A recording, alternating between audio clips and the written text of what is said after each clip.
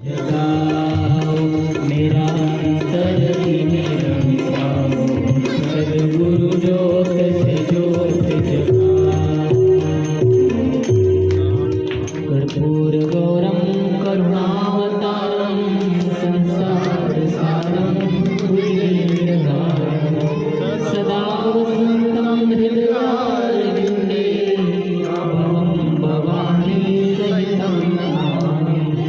मंगलम भगवान विष्णु मंगलम गरुड़ध्वज, मंगलम पुंडरीकाक्ष मंगलाय तनोहरि, सर्वमंगलमांगल्ये शिवे सर्वार्थसाधिके, शरण्ये त्र्यंबके गौरी नारायणी नमोस्तुते, नारायणी नमोस्तुते।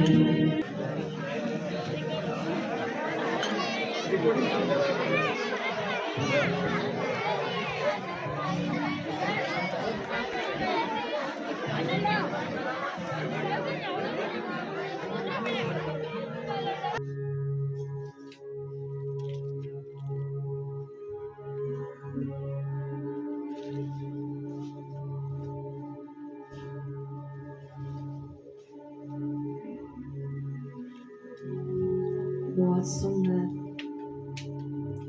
ऐसे लग रहे बहुत पुराने तपस्वी बैठे हैं। सभी विद्यार्थियों की आंख बंद है।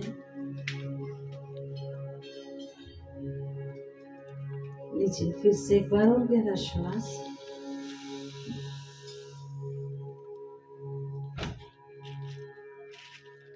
हरे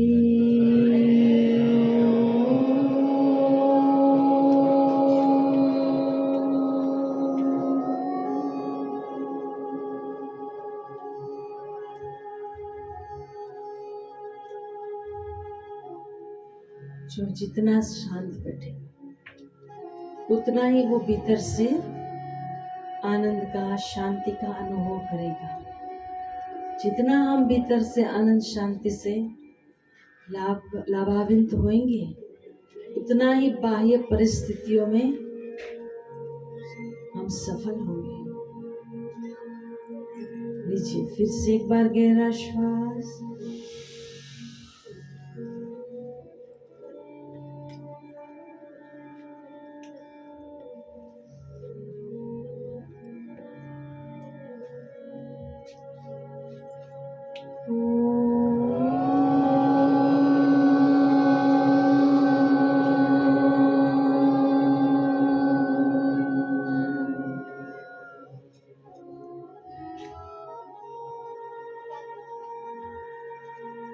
दाएं हाथ की अनामिका उंगली, जो हमारा दायां हाथ है, सीधा हाथ, उसकी जो छोटी उंगली है उसके बगल वाली, जिसको अनामिका कहते हैं, उससे तिलक करिए।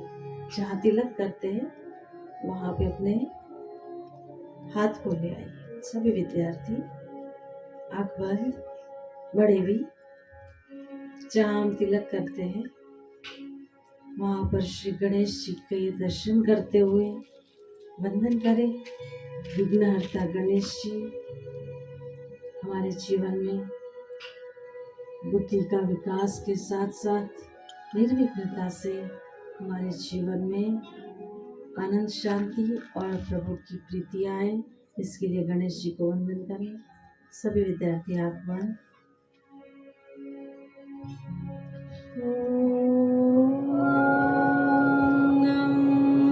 गणपतये नमः।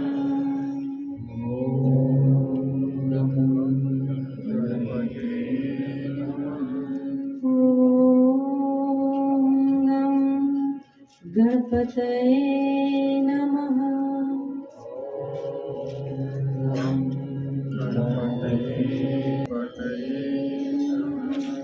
उसी उंगली को कंठ में ले आई, जहाँ खड्डा है वहाँ पे माँ सरस्वती जी का निवास है। थोड़ा सा ऊपर माँ सरस्वती जी के दर्शन करते हुए वंदन करेंगे। ओम ऐं श्री सरस्वत्यै नमः।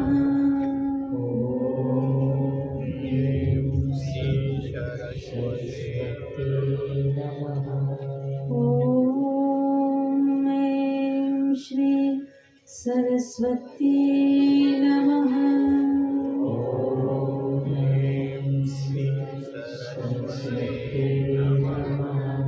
ॐ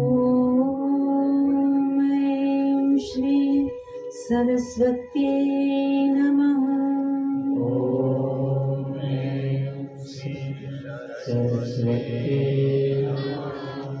अब दोनों हाथ जोड़कर हृदय के पास कमर स्थिति, गर्दन स्थिति, आँख बंद। जिस भी गुरुओं में, गुरु चरणों में हमारी श्रद्धा हो, ऐसे गुरु का स्मरण करते हुए वंदन करें। ओम श्री गुरुभ्यो नमः। ओम श्री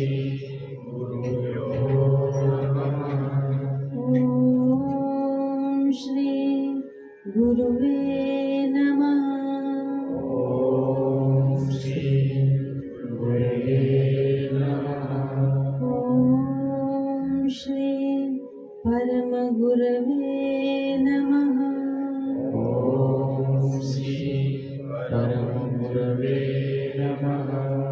ओम नमः शिवाय। ओम नमः शिवाय। ओम नमः शिवाय। ओम नमः शिवाय।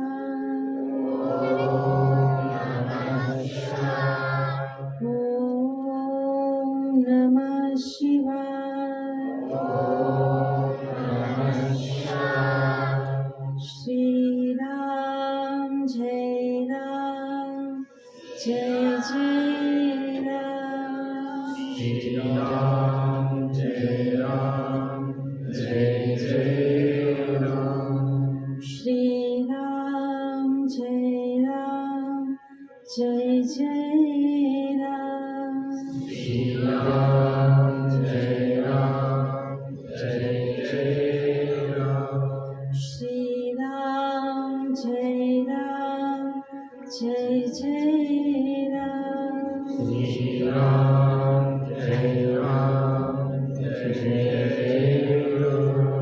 जय जय राम।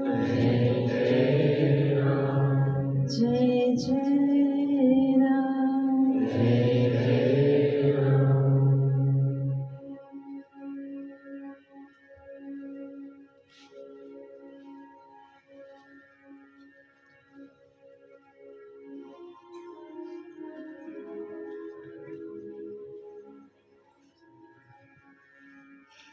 मन ही मन सच्चे मन से, सच्चे हृदय से वंदन करते हुए, नमस्कार करते हुए, छोटे से जीवन में, छोटी सी समझ में विशालता को भरते हुए, विशाल उद्देश्य को निर्धारित करते हुए आज पावन वट सावित्री पूर्णिमा का अवसर और सरयू नदी का प्राकट्य दिवस, जो प्रभु श्री रामचंद्र जी नित्य वंदन करते थे, और आज के दिन विशेष रूप से सीता माता और प्रभु श्री रामचंद्र जी सरयू नदी का पूजन करते थे, स्नान करते थे, दान पुण्य करते थे, और पूरा अयोध्या नगरी सरयू नदी के तट पर बैठकर प्रभु श्री रामचंद्र जी की सानिध्य की प्रकाशमय दिशा को पाते थे। ऐसे आज हम भी प्रभु श्री रामचंद्र जी के मंदिर के प्रांगण में बैठकर कबीरदास जी की पावन जन्म जयंती के अवसर पर थोड़ी देर हाथों से ताली बजाकर, जिह्वा से कीर्तन करते हुए, अभी नहीं बजानी है, जब कीर्तन शुरू हो जाए तब ताली बजाएंगे। कोई भी खाली मत रहना। जो सत्संग में कीर्तन चल रहा हो और हम ताली नहीं बजाएं तो भगवान के अनुभव से, भगवान की ओर से मिलने वाले आनंद से हम खाली रह जाते हैं। इसलिए मैं आपको पहले ही सावधान कर दूं कि जब कीर्तन चल रहा हो उस समय ताली से वंचित नहीं रहना है, लेकिन ताली एक साथ बजाना है। आइए, प्यारा सा चैतन्य महाप्रभु जी का कीर्तन है। जब भी सड़कों पे पसार होते थे तब भजन करते थे, कीर्तन करते थे। आज हम भी कीर्तन करते हैं। हरि बोल हरि बोल, हरि हरि बोल, हरि बोल हरि बोल, हरि हरि बोल, हरि बोल हरि बोल, हरि हरि बोल, हरि बोल हरि बोल, हरि हरि बोल, राधा रमण हरि गोविंद बोल, राधा रमण हरि गोविंद बोल,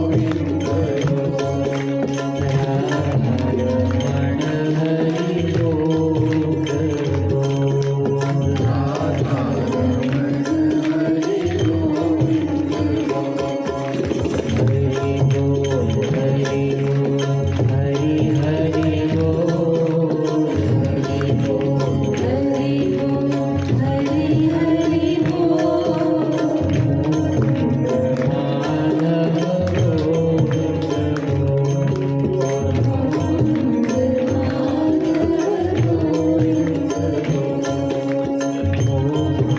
माधव हरि बोल हरि बोल, हरि हरि बोल, हरि बोल हरि बोल, हरि हरि बोल, राधा रमण हरि गोविंद बोल, राधा रमण हरि गोविंद बोल,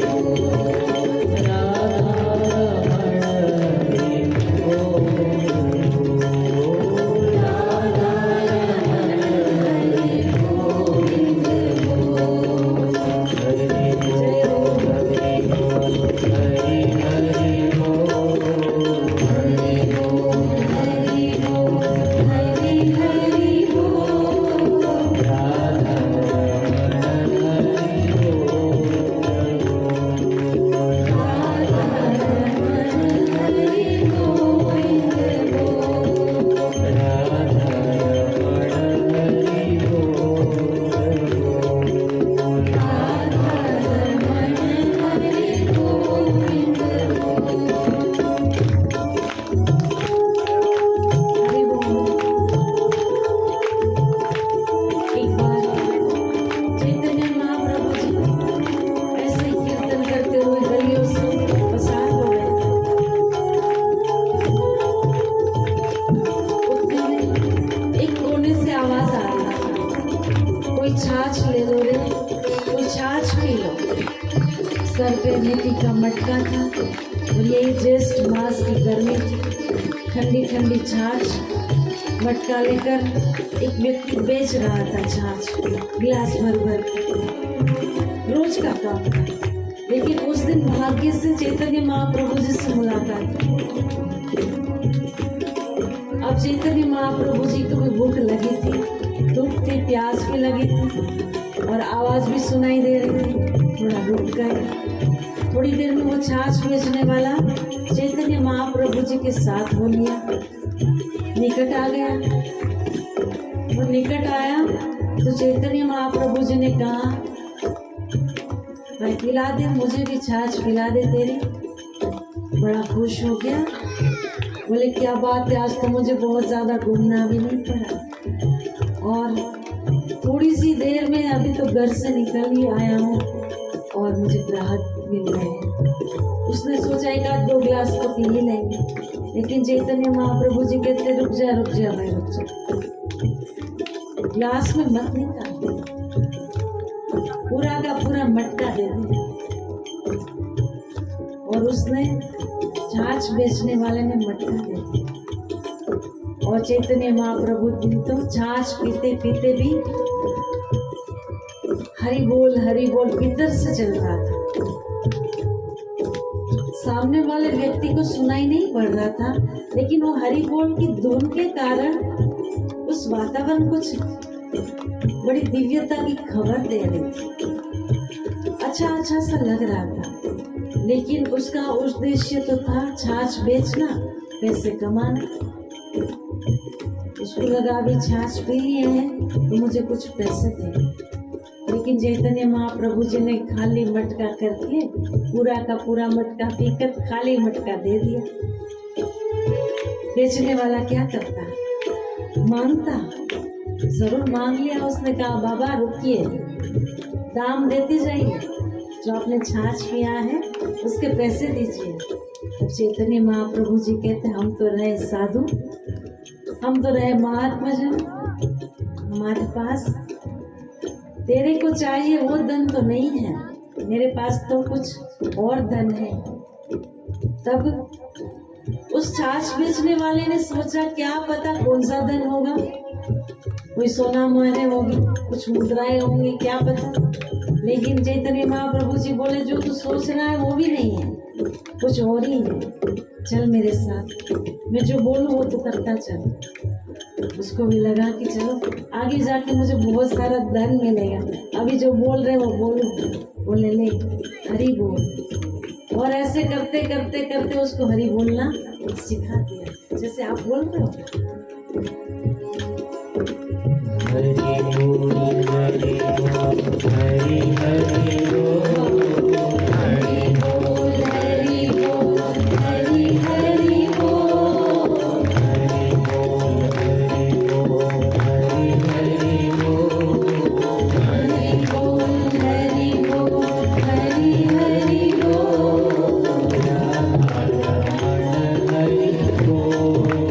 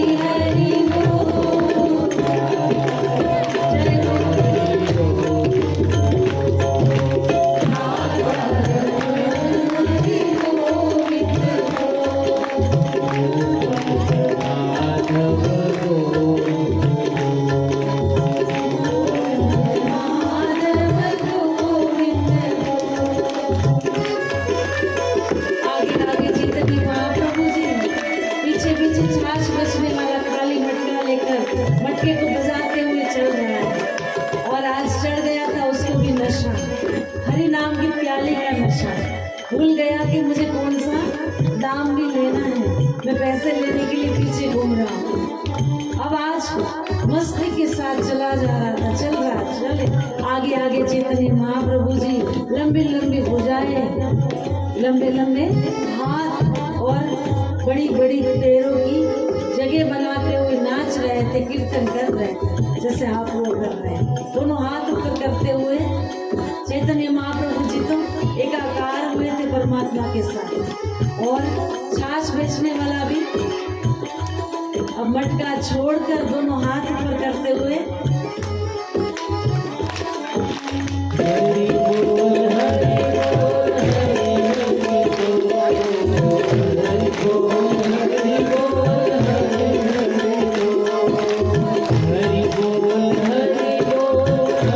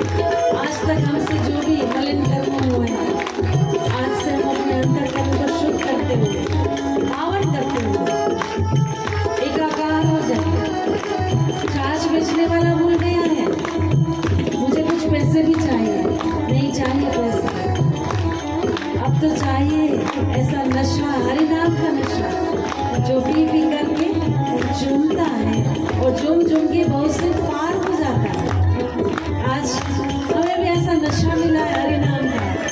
मिले हुए अवसर को अपना लीजिए अपने जीवन में। जाम पर जाम पीने से क्या फायदा, रात बीती सुबह को उतर जाए, लेकिन ये हरि नाम की प्यालियाँ हमारे जन्म जन्म को सुधार देगी भाई। हरि की प्यालियाँ हमारे जन्म को सुधार देगी। जय हो।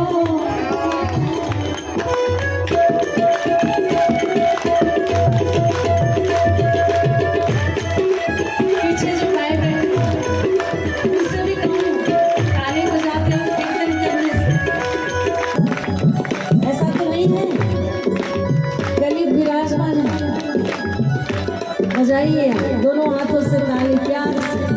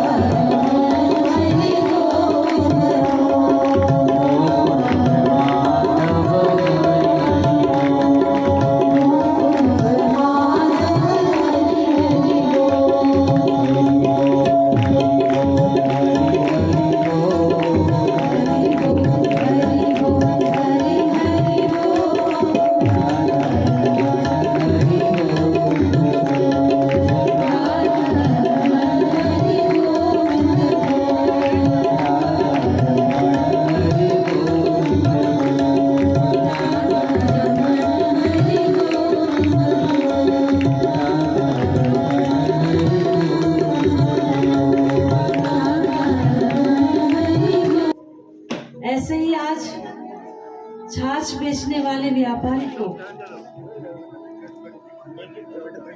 मूल्य मिला था हरि का भजन, हरि का कीर्तन।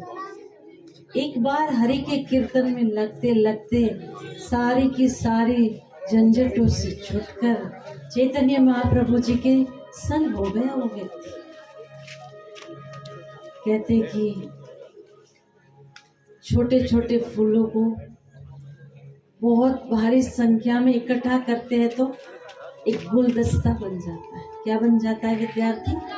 गुलदस्ता। ऐसे ही छोटी छोटी मान्यता, छोटे छोटे विचार, छोटे संस्कारों को ध्यान न देते हुए जहाँ विशाल परमात्मा का समुदाय उपस्थित हो, जहाँ सबके भीतर बैठे परमात्मा के विषय में सुनाया जाता हो, सुनने में सहाय रूप हो, ऐसे माहौल में जब हम पहुंच जाते हैं ना, उस समय हमारे हृदय में भी महान भक्ति का फल फलीभूत हो जाता है। और जिसके जीवन में भक्ति होती है, जिसके हृदय में भक्ति प्रकाशित होती है, उसका जीवन तो प्रकृति के नियमों से भी पर हो जाता है। प्रकृति माता सबको नचाती है, लेकिन जो भगवान के भक्त है उसको कभी माया नचा नहीं सकती है। इसीलिए कीर्तन में जब जाते हैं तब नाचते हैं, गाते हैं, जिससे हमारा अभ्यास बन जाए और भीतर का रस चखना आ जाए। जैसे एक बार कोई नकली रस चूस रहा हो, उसको आम का रस पिला दिया जाए तो उसका नकली रस छूट जाता है। जो चॉकलेट इधर उधर की फालतू चीजें खाते हैं, दांत को सड़ा देते हैं, ऐसे में कोई फ्रेश फ्रूट दे दे, ताज़ा फल दे दे, तो हमारा स्वास्थ्य भी बढ़िया रहता है और पैसे भी बर्बाद नहीं होते हैं। ऐसे ही विद्यार्थी आज छोटी सी उम्र से बड़े हो चाहे विद्यार्थी हो, सभी जब से मिले, जहाँ से मिले, हरि के विषय मिल जाए, जिनको सुनने से, जिनके स्मरण करने से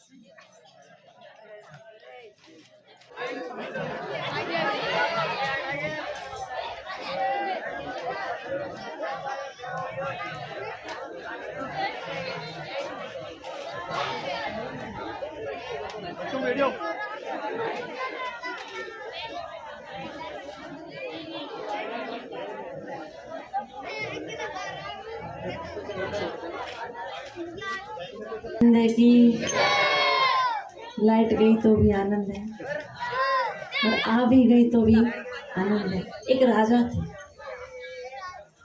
सत्संगी राजा थे। दासी दौड़ते दौड़ते आई और राजा को कहती, राजा राजा रानी का नवलख की हार चुरा गया, गुम हो गया। तो राजा कहते कि अच्छा हुआ भला हुआ। क्या कहा? अच्छा हुआ भला हुआ। अब दासी सोचने लगी कैसे राजा है, रानी का नवलखी हार, कीमती से कीमती हार आज सोने का गुम हो गया और राजा कहते अच्छा हुआ भला हुआ। तब राजा अपने कार्य में लगे हुए थे। थोड़ी देर हुई, दौड़ते दौड़ते वही दासी आई और कहती, राजा राजा जो हार गुम हो गया था रानी का वो मिल गया। तब भी राजा कहते अच्छा हुआ भला हुआ। तब उसने पूछ लिया कि ये बताइए, गुमा तभी आपने कहा अच्छा हुआ भला हुआ और मिल गया तो भी अच्छा हुआ भला हुआ। चलो मिला तब तो हम समझे कि अच्छा हुआ, चलो मिल गया, टेंशन खत्म। लेकिन जब गुम गया तब अच्छा भला कैसे भला? तब राजा कहते हैं कि जब परमात्मा को नहीं पसंद है, छुड़ाना चाहता है, तो उनकी मर्जी में हम भी हाँ में हाँ मिला दे। एक महात्मा जन नाव लेकर के समुद्र पार कर रहे थे, नदी पार कर रहे थे। अब अचानक इतने बादल चढ़ आए, खूब हवा चलने लगी और ऊपर से जोरों से बारिश गिरना शुरू हो गई। जैसे बारिश गिरना शुरू हुई, धीरे धीरे धीरे नदी का पानी भी चढ़ना शुरू हो गया। अब हवा के साथ अपनी नाव डोलते डोलते, हिलते हिलते, थोड़ी यहाँ से पानी भर लेती थी, कभी इधर से पानी भर लेती थी नाव में, और ऊपर से तो बरस ही रहा था। और उसी नाव में महात्मा जन के साथ कुछ भक्त भी बैठे हुए थे। जैसे महात्मा जन जानने लगे कि अब नाव में तो पानी भरना शुरू कर दिया है परमात्मा ने, तब महात्मा जी ने भी अपना करमंडल लिया जो खाली था, उसको नदी में से भर भर के नाव में डालना शुरू कर दिया। अब ऐसा कौन बुद्धिमान है, वैसे ऊपर से पानी बरस रहा है और नदी से नाव के माध्यम से जाना है, और नदी का पानी भी कभी कभी उछल करके नाव के अंदर आ गया। नाव काफी भर गई है और अब थोड़ा और भरेंगे तो वो डूब जाएगी, तो हम सब मर जाएंगे। सारे भक्त परेशान हो गए कि बाबा जी कर क्या रहे। जिस नाव में पानी भर गया है उस नाव का पानी करमंडल से बाहर फेंक देना चाहिए, लेकिन महात्मा जन नदी का पानी भर भर के नाव में डाल रहे ताकि जल्दी डूब जाए, जल्दी मर जाए। पर उस समय किसी की हिम्मत नहीं हुई। मर्यादा थी और हमारी भारतीय संस्कृति हमें सिखाती है, जब हमारे वडील, हमारे बुजुर्ग हमारे साथ हो, सतगुरु का संग हो, साथ हो, वो जो कार्य कर रहे हो हमारी समझ में न भी आए तो भी हम अतिशय युक्ति से उनको पूछ नहीं सकते जब तक वो सामने से ना बताते। पहले मर्यादाएं थी, कभी अपने पिताजी दादाजी के सामने चपर चपर बातें नहीं होती थी। आज तो ससुर जी सामने बैठे हो लेकिन बहू रानी तो फोनों पे बातें किए जा रही होती है। न रही लाज, ना रही शर्म, ना रही मर्यादा, तो शांति कहाँ रहेगी बताएं। लेकिन पूर्व के समय में गुरुजनों का भी उतना ही आदर होता था, बुजुर्गों का भी इतना ही आदर होता था, सास ससुर जी का भी इतना ही आदर होता था। ऐसे भक्तजन बस देखते रहे कि क्या करेंगे गुरु जी, शायद आज हमको नदी में डुबा देंगे। देखते रहे नजारा। थोड़ी देर में बारिश रुक गई तो महात्मा जन भी नाव में से पानी जो भर गया था उसको करमंडल से बाहर फेंकने लगे। तब भक्तों ने आखिर पूछ ही लिया कि लाइए महात्मा जन करमंडल हमें दीजिए, हम खाली कर रहे थे। पर आपकी लीला तो हमको समझ आती ही नहीं है। जब बारिश बरस रही थी, ऊपर से नदी का पानी भी भर रहा था, उस समय आप नदी से पानी और भर भर के अपनी नाव में डाल रहे थे। तब महात्मा जन कहते कि भक्त, जब परमात्मा चाहते हैं कि हम उसकी मर्जी में रहें तो हमें उनको साथ देना चाहिए। अगर वो हमें डुबाना चाहते ही थे तो हमें डूब जाना चाहिए था, हम बचने की चेष्टा क्यों करें। इसीलिए मैंने परमात्मा को साथ दिया था, परमात्मा को सहयोग किया था। तो डुबाना चाहता है तो डुबा दे, लेकिन जब तक हमारे श्वासें हैं, जब तक परमात्मा को इस शरीर के माध्यम से भजन कराना है, तब तक वो हमें बिना मौत मारेंगे भी नहीं, ये मुझे विश्वास है। जब हमारा विश्वास सुदृढ़ हो, पक्का हो, तो कोई हमारा अनिष्ट कर नहीं सकते। हमारा अनिष्ट तब होता है जब हम अपने आप पर निर्भर रहते हैं। लेकिन जिन्होंने परमात्मा पर निर्भर रहकर परमात्मा को ही अपना सहारा समझा है, ऐसे भक्तों के लिए परमात्मा उनकी सुरक्षा भी करते, रक्षा भी करते हैं। लेकिन आज हम तो अपने आप से ही सर्वश्रेष्ठ मान बैठे हैं। कईयों की तो ऐसी बातें सुनते हैं, चर्चा सुनते हैं, क्या भगवान होता है, मैं ही भगवान। जैसे प्रहलाद के पिता क्या नाम था, हिरण्यकश्यप, स्वयं कहता कि कोई भगवान भगवान नहीं, मैं ही एक भगवान हूँ, मेरा ही नाम लो, मेरा ही भजन करो, मेरा ही पूजन करो। सामर्थ्य भी था, कभी खेत के अंदर प्रवेश कर ले और नजर डाल दे तो पूरा खेत अनाज से लहरा जाता था। सामर्थ्य खूब था, लेकिन दुर्गुण था मात्र एक अहंकार, मैं ही भगवान हूं, मैं ही सब कुछ हूं। इसी मैं उसका विनाश हो गया। ऐसे ही जब हम भी मैं करूं, मैं कर रहा हूं, मेरे से ही हो रहा, मैं ही सर्वश्रेष्ठ हूं, ऐसा जब हम सोचने लग जाते तब हमारे कार्य में सफलता नहीं आती। पर परमात्मा को आगे रखते हुए, परमात्मा के नाते हम कार्य करें तो जरूर परमात्मा की कृपा हमें हर एक कार्य में सफलता दिला सकती है।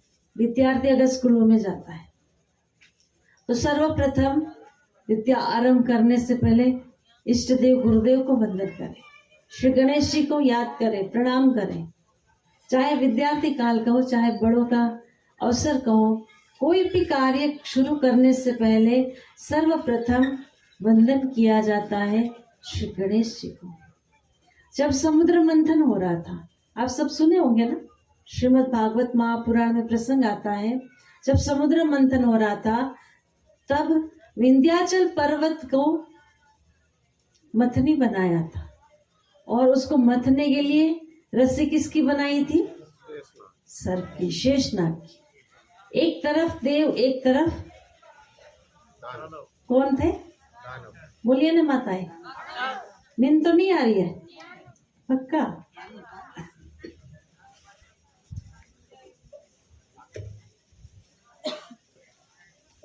एक तरफ देव, एक तरफ दानव मंथन कर रहे थे विंध्याचल पर्वत को मथनी बनाकर।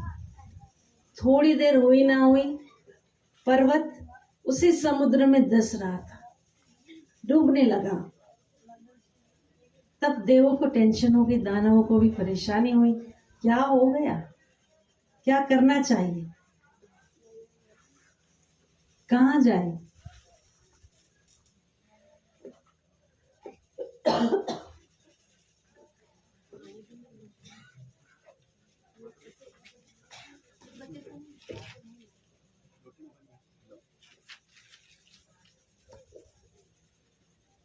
देव दानव सोचने लगे कहां जाए, किसके पास जाए, अब क्या करें। उतनी देर में देवों की सूझबूझ जग गई। कहा कि जब समस्या में हम घिर जाए, कहीं मार्ग न मिले, तब गुरु के पास जाना चाहिए। कहाँ जाना चाहिए, गुरु के पास। और देव पहुंच गए अपने गुरु के पास। देवों के गुरु कौन थे विद्यार्थी, गुरु बृहस्पति जी। कौन थे, बृहस्पति जी देवों के गुरु थे और दानवों के गुरु कौन थे? शुक्राचार्य जी। देव पहुंचे अपने गुरु के पास, बृहस्पति गुरु के पास जाकर के प्रार्थना की, गुरुदेव हमने कार्य तो आरंभ किया है, देव और दानवों ने मिलकर समुद्र का मंथन करना, पर आज जिस विंध्याचल पर्वत के माध्यम से हमने समुद्र मंथन करने का कार्य आरंभ किया, लेकिन वो पर्वत तो अंदर धंस रहा है, अब हमें क्या करना चाहिए? तब उसी समय गुरु ने कहा, सर्वप्रथम आप अपने इष्ट आराध्य देव की वंदना करिए। कोई भी कार्य करो उससे पहले वंदन कर लो पूज्य गुरुदेव को और भगवान को। जब भगवान को याद कर ले, वंदन कर ले, तो उस कार्य में जरूर जरूर सफलता मिलती है। विद्यार्थी जब भी स्कूल में जाए, परीक्षा देने जाए, तो पहले भगवान को वंदन करें। मेहनत तो आपको करनी पड़ेगी, लेकिन उसमें सूझबूझ आ जाएगी। बीरबल का नाम सुना होगा आप लोगों ने। कौन थे? अकबर के मंत्री। आप नहीं बताएंगे, छोटे बच्चे बताएंगे। कौन थे? किसका? अकबर का। अकबर कौन थे? कहाँ का राजा था? अकबर कहाँ का राजा था? राजस्थान का?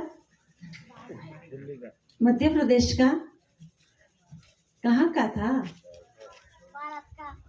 भारत में कौन से स्थान का? हाँ हाँ बोलिए बोलिए, बता दूं? किसको याद है तो हाथ ऊपर करें। बच्चों में से किसी को भी नहीं पता? ओह, दिल्ली का साम्राज्य किसके जिम्मेदारी में था अंग्रेजों के समय में? बोलो। जिसको पता है वो हाथ ऊपर करे, जिसको पता है वो हाथ ऊपर करे। बड़ों में से भी जिसको पता है हाथ ऊपर करे। पीछे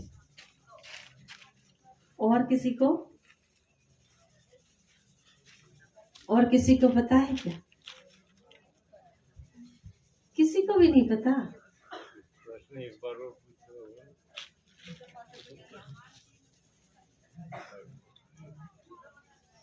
चलिए, ज्यादा समय अपन खराब नहीं करते, पहली बार मिले हैं, लेकिन फिर कभी सत्संग में जाना हो तब हमारी सत्संग में वृत्ति हो जाने से फटाफट जवाब दे पाएंगे। अकबर जो थे वो दिल्ली के सम्राट थे, दिल्ली का ही राज्य संभालते थे, लेकिन हमारा आत्मविश्वास कमजोर है ना। जवाब भी उसी में था, लेकिन हम अटवा गए। लेकिन जब हम कोई गुरु की शरण चले जाए, गुरु से हमें मंत्र मिल जाए, तो हमारी बुद्धि क्या हो जाती है? कुशाग्र हो जाती है। इतनी कुशाग्र हो जाती जैसे अकबर का मंत्री कौन था? बीरबल। और बीरबल की बुद्धि कैसी थी?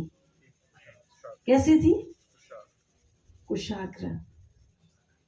एक बार अकबर के राज्य में एक व्यक्ति आए, फुट फुट करके रोने लगे, जिसको चौधरी जी कहते थे। पूरी नगर में जो बंदा रो रहा है उसको चौधरी जी कहते थे। अकबर के राज्य में चौधरी जी आए और फुट फुट करके रोने लगे। इतने जोरों से रो रहे थे कि राज्य में सब सन्नाटा छा गया कि क्या हुआ इस व्यक्ति को, क्यों रो रहा है। राजा अकबर आए, पूछा, बता तू क्यों रो रहा है? बोले, मेरा सब कुछ लुट गया, मेरे पास आज कुछ भी नहीं बचा। मेरे पास जितना भी मैंने पूरी जिंदगी की कमाई की थी वो एक संदूक बना करके रखा था, वो कोई चुरा गया। मैं एक नगर सेठ जरूर हूं और मेरे पास जितनी भी संपदा थी कीमती से कीमती, वो सब मैंने एक संदूक में भर करके रखी थी और वही संदूक ही कोई उठा के ले गए। अब मेरा क्या होगा? मैं लुट गया रे, मेरे पास कुछ भी नहीं बचा। ऐसे करके खूब आक्रांत करते हुए रो रहा था। रोते रोते इतना बिलख रहा था कि सामने बैठे हुए हर व्यक्ति को दया आ जा रही थी। तब अकबर ने भी कहा, तुम शांति रखो, हम आपकी संदूक की खोजबीन करवाते हैं। तब अकबर को लगा कि अब इस छोटा कार्य तो नहीं है, बहुत बड़ा कार्य, किसी सेठ की पूरी जिंदगी की कमाई है और जिसने भी लिया होगा प्लानिंग से लिया होगा, अगर मैं सैनिकों को आदेश दे दूं तब भी ये कार्य नहीं पूर्ण कर पाएंगे। अब इसके लिए तो मुझे बीरबल को ही भेजना पड़ेगा। तब अकबर ने बीरबल को उस चौधरी जी के नगर में भेजा, कहा कि आप जाइए, उनकी पीड़ा का समाधान करिए, उनकी जो संपदा चुरा गई है, चोर चोरी करके ले गए हैं, उसको आप खुजवाने के लिए मदद करिए। राजा का आदेश पाकर बीरबल चले गए। जाकर के देखा रहे तो मामला बड़ा अटपटा है, कैसे पता लगे कि किसने लिया। फिर जाकर के बीरबल ने पूछा चौधरी से कि बताइए आपको किसके ऊपर शक है। जब किसी के घर में चोरी होती है तब तो दिमाग खूब चलता है, किसने लिया होगा, कहाँ से। एक हमारी छोटी सी पेन भी हमारी कोई ले जाए तो भी हम इधर उधर झांकते हैं ना विद्यार्थी। तो आज किसी की पूरी संपदा गुम हो जाए तो उसका दिमाग तो जरूर चलता ही होता है। चल रहा था उस व्यक्ति का दिमाग, किसने लिया होगा, किसने लिया होगा। अब बीरबल को कहते कि मुझे तो लग रहा है कि शायद मेरे किसी नौकर ने ही लिया होगा। मेरे पास चौकीदार भी है, रसोईया भी है, साफ सफाई करने वाला भी है, कपड़े धोने वाला भी अलग से है, और मेरे को संदेश देने वाले भी अलग से एक बंदा है। मेरे घर में 5 नौकर हैं, पर मैं ये जज नहीं कर पाता हूं कि किसने लिया है मेरा संदूक, और किसी और का तो काम हो ही नहीं सकता, इन 5 में से ही किसी ने लिया है। तब बीरबल ने 5 के 5 नौकरों को अपने पास बुलाया और कहा, बताइए सेठ जी का जो माल सामान गुम हुआ है उसका आता पता आपको है क्या। सारे के सारे नौकर मना कर दिए। फिर एक एक से पूछे, चौकीदार से पूछा कि भाई तू बता, तू चौकीदारी करता रहता, मुख्य गेट पे बैठता है, तो तेरे नजर में है क्या कोई जो लेकर गया हो। कहता नहीं नहीं, किसी ने नहीं लिया। अच्छा तो तुमने तो कहीं इधर उधर नहीं रखा। अरे ना ना ना, मैं कैसे ले सकता, हमारे तो मालिक है, हमारे तो शेठ जी है, हमारी तो नौकरी का सवाल है भाई, हम नहीं लिए, हम नहीं लिए। पल्ला झाड़ दिया। फिर आगे बीरबल ने रसोइये से पूछा कि भाई तू बता, तूने देखा है या लिया है। बोले ना ना ना, मैंने ना देखा है ना लिया है, ये तो हमारे अंदाता है, इसका मैंने नमक खाया है, मैं कैसे चोरी कर सकता हूँ। मैंने नहीं चुराया, मैंने नहीं चुराया। फिर आगे धोबी बैठा था, धोबी से पूछा कि भाई बता, तू कपड़े धो करके आता है, शेठ जी के महल तक लेकर के आता है, रखता है, तो कहीं देखा है या तुमने लिया है। उसने कहा मैंने देखा भी नहीं है, मैंने लिया भी नहीं है, मैं तो अंदर कक्ष तक जाता भी नहीं हूँ, मैं बाहर से कार्य निपटा करके चले जाता हूँ, मुझे नहीं पता। चौकीदार मना कर दिए, रसोईया मना कर दिए, धोबी मना कर दिए।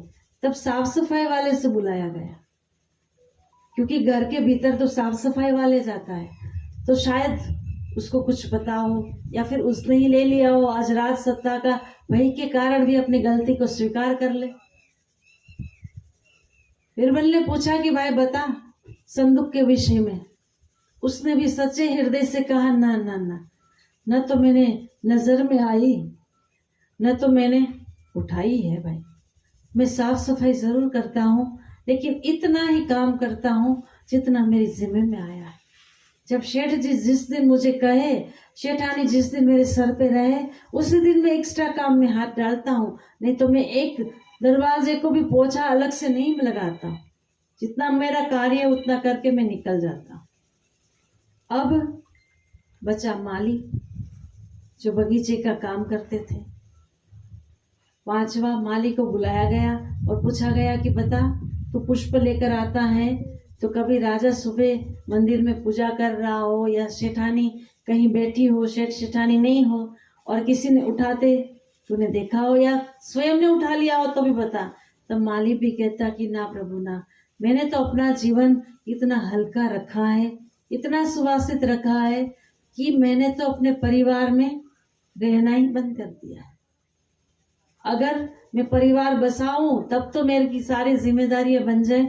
मुझे तो बस इस जन्म में भगवान की भक्ति करनी है, बगीचे को साफ सुथरा रखकर रोजी रोटी कमानी है और राजा सेठ के साथ मुझे वफादारी से निभाना है। मैंने न लिया है न ले सकता हूं, उसने भी विश्वास दिला दिया। कहीं से कोई अपनी गलती स्वीकार नहीं कर रहे थे, तब बुद्धिमान बीरबल ने क्या किया, कहा कि अब ये ऐसे तो मानेंगे नहीं, सीधे सीधे इनकी अगर घी निकालना है तो अब टेढ़ी उंगली करनी पड़ेगी। तत्काल बुद्धि इतनी तीक्ष्ण चल गई, क्योंकि बीरबल नृत्य जप करते थे। वो छोटा सा था तब से उसकी माँ उसको सत्संग में ले जाती थी, सरस्वती मंत्र की दीक्षा दिलवाई थी, नृत्य जप करते थे। जब से इतनी बुद्धि प्रखर हुई कि आज मुसलमान राज्य में बीरबल मंत्री के पद पे विरोधों के बीच में रहते हुए भी अपनी सफलता को पा लेते थे। कभी वो हारता नहीं था, कितना भी षड्यंत्र करके उसको फंसाने की कोशिश करते थे, लेकिन बीरबल कभी कभी फंसता नहीं था। जब उसको लगे अब फंसावट की आशा है, तब तुरंत शांत हो जाता, अपनी जिह्वा को तालों में लगा देता और जप करना शुरू कर देता। जैसे ही जप करता तुरंत ही उसके हृदय से प्रेरणा मिलती। आज पूज्य बापूजी ने न जाने कितने कितने विद्यार्थियों को सरस्वती मंत्र की दीक्षा दी, कितने कितने बुजुर्ग बड़े को, युवानों को, किशोरों को गुरु मंत्र का जप दिया, भगवान नाम मंत्र का जप दिया। और जब जब जैसे जैसे भक्त जप करते गए, वैसे वैसे उनके भीतर से ग्रंथियां खुलती गई, भ्रांतियां मिटती गई और मिटते मिटते अंतःकरण शुद्ध होते होते आज सीधे प्रेरणा पा रहे हैं। हमारे ही राजस्थान में भीलवाड़ा है, नाम सुना होगा। भीलवाड़ा से थोड़ा आगे गुलाबपुरा है, नाम सुना है। गुलाबपुरा में एक साधक, छोटा सा विद्यार्थी तुम जैसा ही था, रहता था। अब उसने सोचा कि हमारे आश्रम में तो बहुत अच्छा संगीत बजता है, तो मैं भी सेवा कर लूं, लेकिन मैं सीखने कहाँ जाऊं, मेरी माँ के पास इतने पैसे नहीं है कि वो मुझे सिखाएगी। लेकिन वो जरूर अनुष्ठान करने आश्रम आता था, सरस्वती मंत्र का दीक्षा लिया हुआ था, नृत्य जप करता था। पूज्य बापूजी के सामने बैठकर छवि को एकटक देखता था।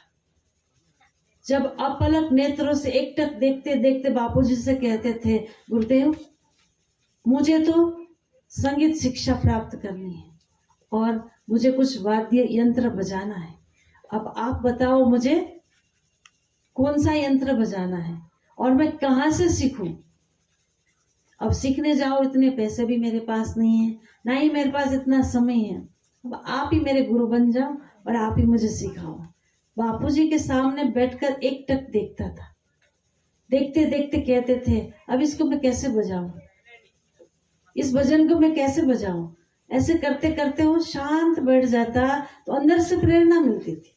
साक्षात अनुभव है, अंदर से प्रेरणा होती थी और वो अपनी उंगलियां ऐसे चलाते थे। पूर्ण रूप से आज अपने संगीत में भी सफल है, औरों को भी सिखाते हैं। कहा कि जब हमारी एकाग्रता की शक्ति बढ़ जाए, उस समय जो सोचे, जो विचारे और यथा योग्य होता है तो जरूर वो सफल होता है। ऐसे ही आज बीरबल सोच रहा था कि अब मेरे को कैसे चोर को पकड़ना है। फिर पांचों के पांच नौकरों को साथ में रखते हुए बीरबल ने कहा कि आज मैं एक ज्योतिष के सामने आपको लेकर के जा रहा हूं। वो ज्योतिष इतना ज्योतिष विद्या में आगे है कि आपका हाथ देखकर आपको एक लकड़ी पकड़ाएंगे। 7 लकड़ियां वो रखते हैं, उसमें से तुम पांचों को एक एक लकड़ियां देंगे, लठ देंगे और कल सुबह आपको राज्य में उस लकड़ी को लेकर आना है। जो चोर होगा, जिसने वास्तव में चोरी किया है, उसकी लकड़ी थोड़ी सी बढ़ जाएगी, 1-2 इंच लंबी हो जाएगी। कितनी बुद्धि! चोर को पकड़ने के लिए आज बीरबल ने युक्ति सुझाई, कह दिया कि अगर आप में से कोई चोर है तो आपकी लकड़ी बढ़ जाएगी। 5 के 5 नौकरों को लकड़ी दे दी गई।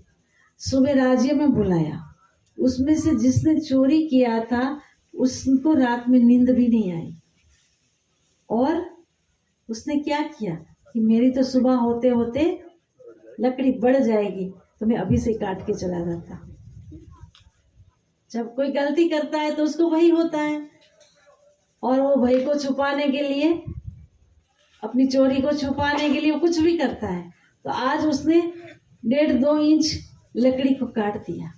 अब बीरबल को देर भी नहीं लगी। जब दूसरे दिन नगर सभा में 5 के 5 एकत्रित हुए, बाकी 4 तो निर्भीक थे, वहीं की वहीं लकड़ी लेकर आए। लेकिन जिस चौकीदार ने चोरी किया था उस चौकीदार ने पहले से लकड़ी को काट लिया था। तब बीरबल ने कहा, पकड़ा गया, पकड़ा गया, पकड़ा गया। अकबर कहता है कि कैसे पकड़ा तूने? कल तक तो कोई नजारा ही नहीं था, कुछ समझ ही नहीं आ रहा था, अभी तूने कुछ बात ही नहीं की, तूने कैसे पकड़ा? तब बीरबल ने कहा, जो चौकीदार है उसी ने चोरी किया है। अब वैसे ही वो रात भर से डरा हुआ था। दूसरी बात, लकड़ी भी काट चुका था, और उसकी लकड़ी छोटी देखते हुए बीरबल ने पकड़ लिया। ये सूझबूझ कहाँ से आई विद्यार्थी मित्रों? बताओ, उसको किसी ने सिखाया था क्या? ऐसी युक्ति अपनाओ। ना कोई ज्योतिष था, ना कोई लकड़ी। अब बताओ, जड़ चीज कोई बढ़ती क्या? लेकिन हमारी मति इतनी छोटी है कि हमें समझ ही नहीं आता कि कौन क्या कह रहे हैं। पर सत्संग की मति इतनी तेज होती है कि उसको अंदर से प्रेरणाएं मिलती है। उसी प्रेरणा से अपने जीवन में सफलता को पा लेता है। तो जब भी सत्संग हो रहा हो या फिर कोई आश्रम का वातावरण मिल रहा हो, तो जरूर उस आश्रम के वातावरण में जाना, सत्संग सुनना, और पूज्य बापू जी जैसे सद्गुरु मिल जाए तो जरूर दीक्षा लेकर अपने जीवन को सफल बनाना। जब तक हमारे जीवन में दीक्षा नहीं हो, जब तक हमारे जीवन में गुरु नहीं होंगे, तब तक हमारी जो रास्ते में अटकावट है, उस अटकावटें रुक नहीं सकती। उसमें हम और धंसते जाते हैं, और कोई भी आके हमारा आत्मविश्वास खंडित कर जाते हैं। लेकिन जब गुरु का संग मिल जाता है, सत्संग मिल जाता है, तब हमारे जीवन में सर्वप्रथम विवेक आ जाता है। तुरंत ही हमारी नजर लक्ष्य पर चली जाती है। तो विद्यार्थी, आज जरूर हम अपने जीवन में लक्ष्य बना लें। आज हमने पढ़ लिख करके जरूर सफल होना है। हम स्कूलों में क्यों जाते हैं? हम स्कूलों में क्यों जाते हैं? बोलिए। पढ़ने। पढ़ते क्यों है? क्यों पढ़ते हैं? बोलो जल्दी जल्दी। ज्ञान पाना। ज्ञान क्यों पाना है? ज्ञान क्यों पाना है? बोलो जल्दी बोलो, नहीं तो फिर भाइयों का नंबर लगा लेंगे, आप हार जाएंगे। ज्ञान क्यों पाना है? जी बोलिए। क्यों पाना है? हाँ जी, खड़े हो जाओ। जो जवाब दे रहे खड़े हो जाओ।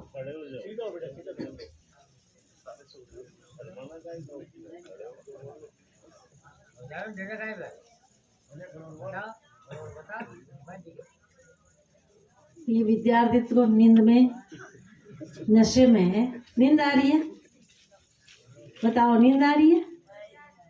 नहीं आ रही है ना? तो फिर सही सामान